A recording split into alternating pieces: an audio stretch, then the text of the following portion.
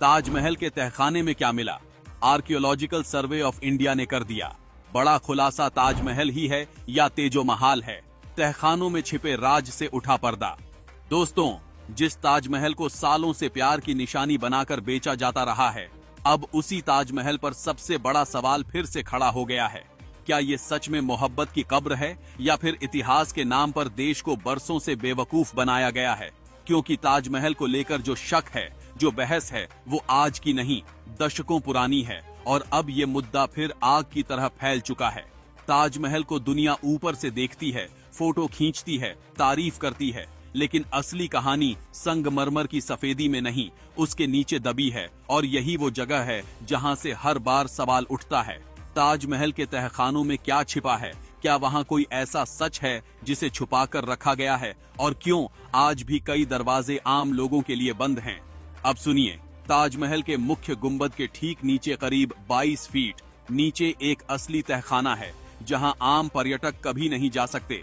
ऊपर जो दो खूबसूरत कब्रें दिखती हैं, वो असली नहीं हैं, वो सिर्फ दिखावे की परत है, प्रतीकात्मक कब्रें हैं। असली कब्रें नीचे अंधेरे और नमी में बंद हैं। और यही बात अपने आप में बताती है कि ताजमहल में सच और दिखावे के बीच कितना बड़ा फर्क है। ASI के अधिकारी हाल ही में नीचे उतरे, 21 सीढ़ियां उतरकर एक रेक्टेंगल कमरे में पहुंचे, जहां ना रोशनी है, ना वेंटिलेशन, ना कोई सजावट, बस सन्नाटा और नमी। और उसी कमरे में दो असली कब्रें हैं, एक मुमताज की, दूसरी शाहजहां की। मुमताज की कब्र सादी है, लेकिन शाहजहां की कब्र थोड़ी ऊंची है, उस पर सजावट है और मुगल परंपरा के हिसाब से बादशाह की कब्र ऊंची ही रखी जाती थी। इतिहास बताता है मुमताज की मौत बुरहानपुर में हुई थी।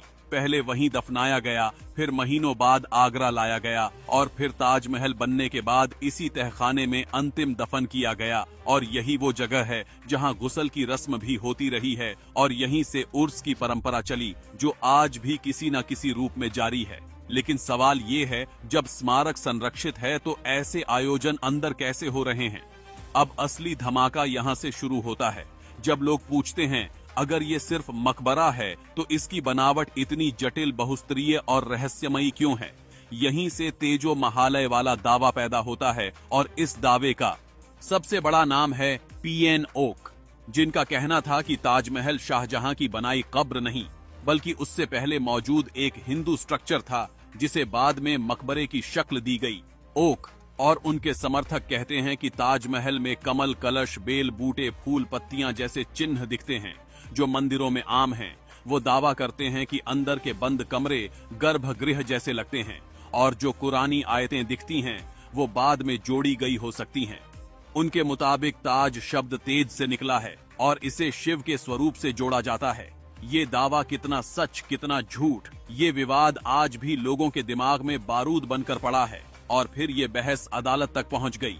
कई याचिकाएं दायर हुईं, मांग हुई कि ताजमहल के बंद कमरे खोले जाएं, क्योंकि कहा गया कि वहां कई कमरे दीवारों से छिपाए गए हैं। लेकिन ASI ने कोर्ट में कहा कि ये कमरे स्थायी रूप से बंद नहीं हैं, संरक्षण कार्यों के लिए खोले जाते हैं। और जो तस्वीरें सामने आईं, उनमें कोई मूर्ति, कोई धार्मिक चिन्ह, कोई रहस्यमयी खोज नहीं मिली।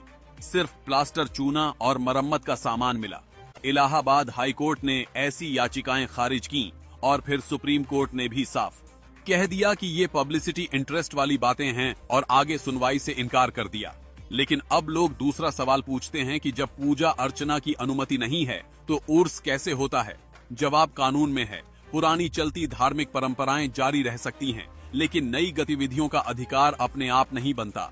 अब हालात ये हैं, नीचे तहखाने में असली कब्रें और रस्में और ऊपर भीड़, अव्यवस्था, सुरक्षा खतरे और धार्मिक टकराव। ताजमहल अब सिर्फ मोहब्बत का स्मारक नहीं रहा, ये राजनीति, आस्था, इतिहास और कानून के चौराहे पर खड़ा सबसे संवेदनशील मुद्दा बन गया है। और सबसे बड़ा सवाल ये है कि देश के मन में जो शक है, जो गुस्सा है, जो भावनाएं हैं, उन्हें हमेशा के लिए साफ क्यों नहीं किया जाता? और क्या हमारे असली प्राचीन भव्य मंदिरों को उतना सम्मान मिलता है जितना ताजमहल के नाम पर दिखावा किया जाता रहा है? दोस्तों, आपकी नजर में ताजमहल क्या है? कमेंट्स में जरूर बताइएगा। जय हिंद।